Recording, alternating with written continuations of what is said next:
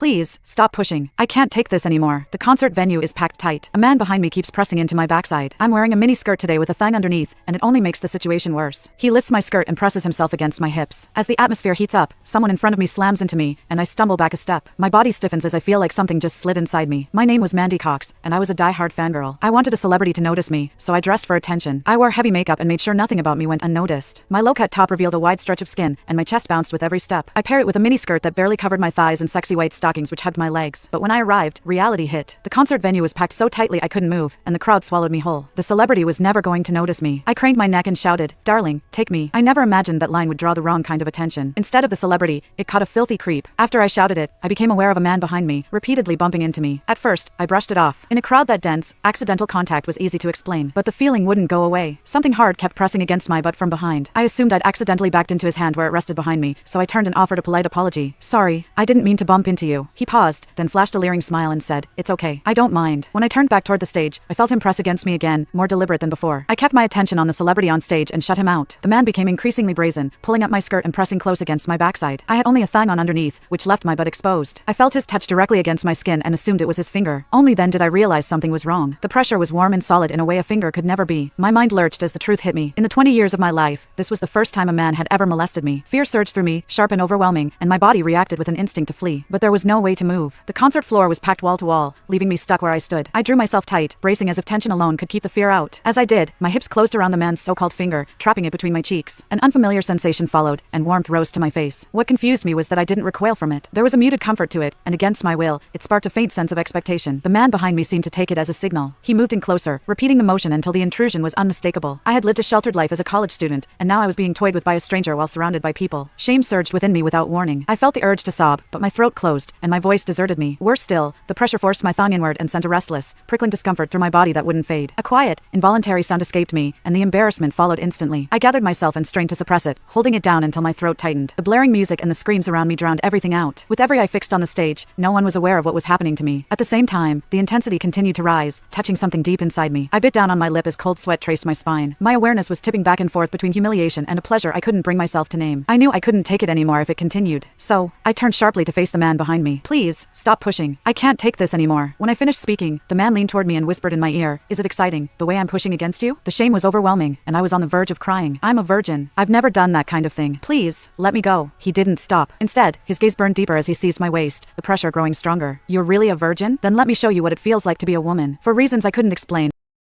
Click the link in my bio to get the full story for free.